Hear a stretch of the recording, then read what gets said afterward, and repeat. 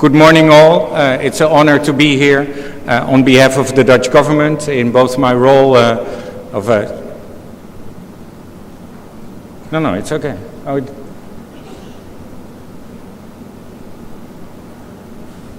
Okay. In both my role as a special envoy for water for the Netherlands, as well as my role as Sherpa to the UN High-Level Panel on Water. Water and climate change are directly matched. So starting off with best example of that is planet Earth. This is actually the first snapshot ever taken of the planet, 1972. Apollo 17 brought this snapshot back to the planet and created among the environmental world the immediate response of vulnerability, one. Second, abundance. 71% of the world's surface is water. But in a way that is misleading, right? You know this as water people. It's the carpet on the floor. It's nothing more than the paint of the wall. Because now I do a little trick. I take all the water of the world in our aquifers, in our oceans, in our rivers, and put it in a sphere too. And all of a sudden the world does not look blue anymore. It's not a blue marble. It's a grayish, greenish. It's still round. You don't even see that we took it off.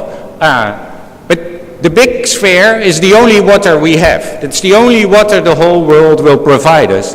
While the smallest one is the water we can use. Mankind can use for agriculture, for energy, for drinking. And that's 0.4, 0.5% of the total availability of fresh water.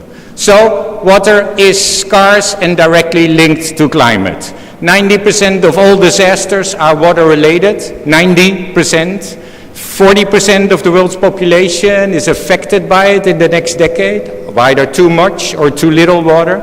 15% of our economies are already eaten up by these water disasters. 15% of our money flowing away or dried up. And half of our aquifers are past their tipping point. And this is in conditions of too much, like here in Kiribati, or too little water, where water becomes a struggle for those to survive. Now, this is the week, last week was the week of the IPCC report, 1 point five, stressing the importance that action on climate change is urgent and has to be bold and massive across all sectors, stakeholders, institutions and individuals. And we know this because climate change is nothing from the past. It is something from the future. It's something from the past and the current. And we feel the impacts of climate change across the world in every region. The IPCC also stressed the importance that there is a difference between 1.5 and 2. And when the Paris Agreement was agreed, we knew this, but it was never surfaced as much as it was last week. There is a difference in the way we will be able to capture the assets of our planet, but also save livelihoods and lives of a lot of people at risk. Now, here in Egypt, that 0.5% really will make a change in your delta when you think about sea level rise and floods, but also with rain events and droughts. The mix of too much and too little water is immediately impacting a country like Egypt or any other delta around the world. Egypt and climate change are directly linked, and the Nile Delta in the last IPCC report was actually put in the top 3 of global regions affected by climate change. Floods, droughts, sea level rise and salinization are all impacting your economy, your agriculture, your population and your urbanization. And it's the place, like in the Netherlands, where you live. Why? Because deltas are the best places to live, yet they are challenging places around the world. Now, climate change makes extremes more extreme. Dry places get drier, wet places get wetter, so extremes become more extreme in extreme places. And in these extreme places, it's the most vulnerable that are hit more extreme. The geography of Droughts and Flood, a study I issued in the Netherlands, and you can find it online, actually shows and tells the story about these droughts and floods and the impacts on our economy, on our environment and societies. The right top image shows you that every country has a flood. The right bottom image tells you that while every country has a flood, the impact of those floods is not democratically dispersed across the globe. It's again the people that live in the most vulnerable places that are hit hardest. And the same goes for drought. So extremes become more extreme in these places, and we have to safeguard those extremes, because it's not only because we lose lives and money, it's also that people start to move around. Displacement and migration become critical means of either too much or too little water. People on the run create insecurity on a national and international level, and a humanitarian disaster is followed by the impacts of those climate change, with too much or too little water. And now we urbanize, so we get together in cities. But where do we do this as mankind? Again, research shows that the cities are flood risk hotspots. This is not only where people and our economies come together, this is also where the risks of climate change and water-related impacts pile up. And in these cities, it's the poor and the vulnerable that live in the poorest and most vulnerable places and have and will have the hardest time to get back on their feet. So climate change is also a driver of inequality, impacting prosperity and opportunity for all. So it's a people's issue, but also a money issue. What will drive us more as a world? If we lose money or family? Well, perhaps both. Global flood losses in coastal cities will tenfold, adding up to $1 trillion a year, according to the OECD and the World Bank. And we did, with Professor Hallegatte and his team, a research a way back, looking at all these cities around the world impacted by sea level rise and surges. So only one side of the climate change curve, not the droughts, but here we looked at sea level rise. And you immediately see in the world, Southeast Asia with a lot of circles, East Coast of the United States, a lot of circles, the Netherlands with a lot of circles. I come from this country below sea level that is vulnerable but protected. But I took out the number of Alexandria, and Alexandria is on the list too, number 17. So on a list of over 300 cities, Alexandria is actually pretty high. IPCC report telling that this delta is vulnerable, it means it's also vulnerable in the context of economics. But there's a strikingly issue with this image. If I look at Africa, and these are the numbers of 2050, and the African continent, I don't see a lot of circles popping up, because this is an assessment of assets at risk, financial, economic assets. And that means it's not about people, but about what we build, our critical infrastructure. If money is the only driver for change, again, poor and vulnerable people will lose out. So we have to make the match between the social frame of responding and preparing to climate change and the economic one. Critically important. Now the World Economic Forum tells us that. It also gives us a doom and gloom image, saying that urgency is piling up, the impact and likelihood of all disasters is growing every day. So every year they put out this report and they tell us, the world, that there's more storms, more wars, more insecurity, more floods, more droughts, more etc. So they actually tell you, when you bring your kid or grandchild to bed and he or she will you will ask her and say, did you have a nice day? And she will say, yes, grandfather, or yes, papa. You will actually have to tell her, well, you better, because tomorrow is worse.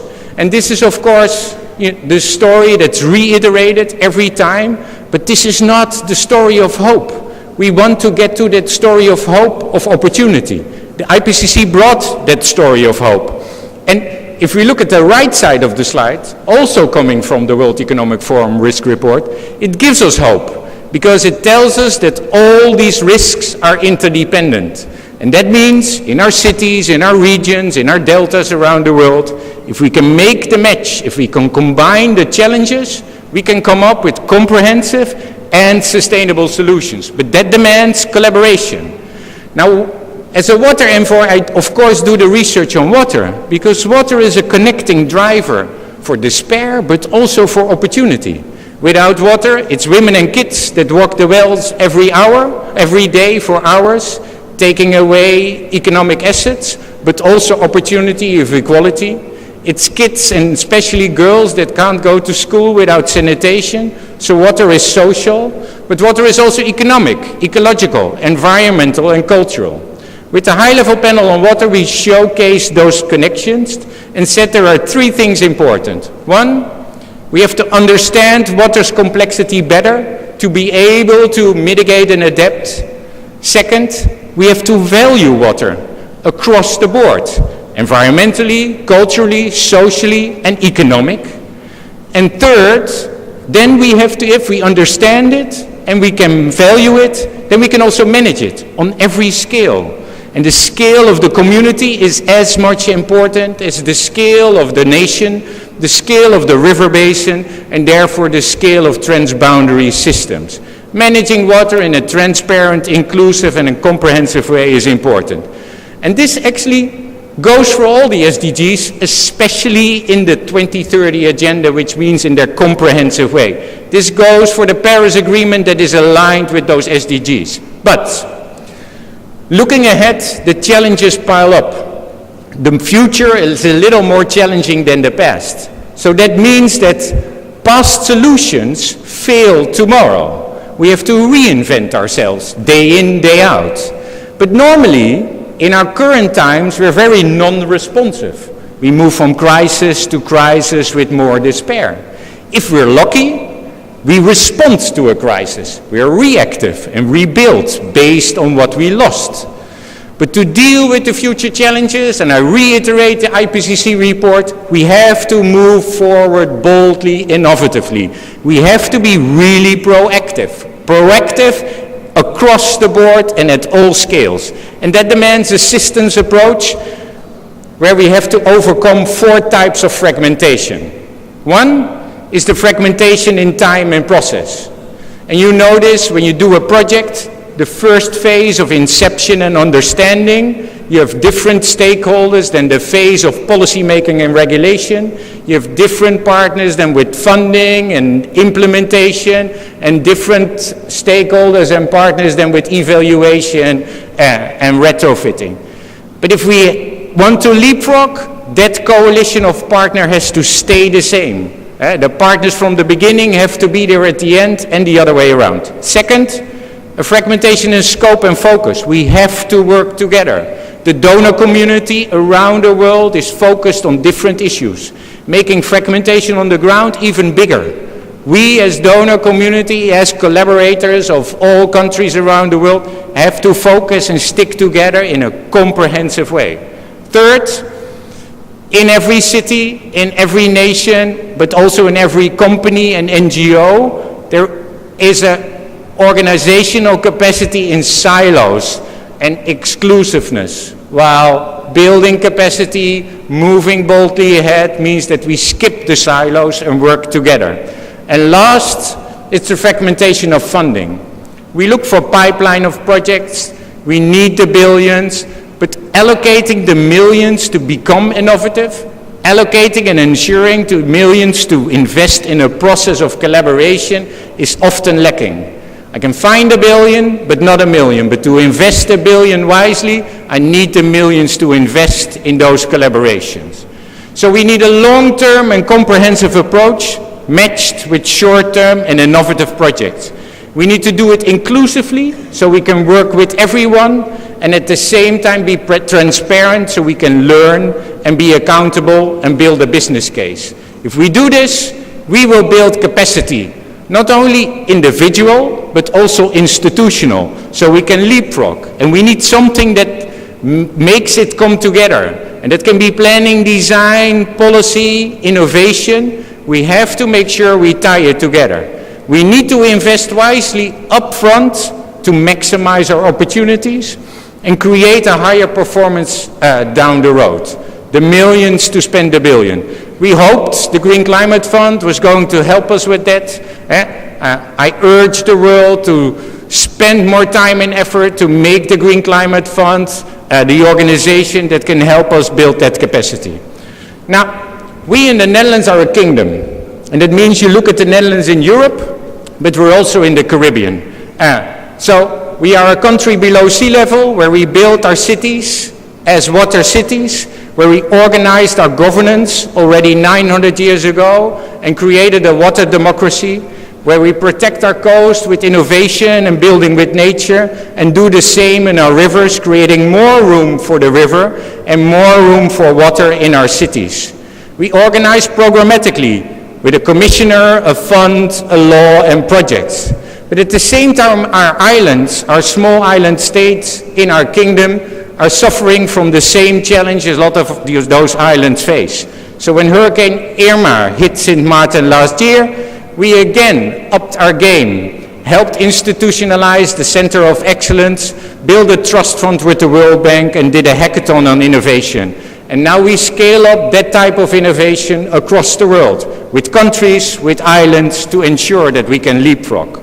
We launched the Delta Coalition at the Sendai conference, a coalition of countries Egypt and the Netherlands are both part of, where we learn and exchange, but also work together to get to agreements in the context of the UN and align those agreements with investment opportunities from the MDBs, the IFIs, and the private sector. I helped launch the high-level panel on water, a panel of prime ministers, presidents, the Secretary General of the UN and the World Bank, to raise water to the highest level, but also make the connection to climate change impact. And this year in the Netherlands, we opened our Global Center on Adaptation, and actually tomorrow, former Secretary General Ban Ki-moon will talk to the world from the Netherlands and chair the Global Commission on Adaptation, coming forward with bold measures on how we can leapfrog into that future. We have to scale up and replicate fast. IPCC report said that. We have to prepare, mitigate, and adapt and innovate to ensure that there is a sustainable future for our children. Incorporating data in the context of water, peace, and security, building capacity on the ground for every farmer and every community to understand that there is a lack of water, you can still be better. Working with international organizations like FAO and bringing that data and that capacity on the ground with the WAPOR panel portal as an example. Developing adaptation and resiliency in deltas around the world, collaboratively as an international community to build capacity. And I just launched a new initiative of building resiliency in 3 Asia cities, Chennai in India, Kulna in Bangladesh, and Semarang in Indonesia. We have to scale these initiatives up to the world as a global community. Act now, no time to waste. Because in the end, it's not so much about us, but it's about our children and grandchildren and the world we leave behind for them. Thank you.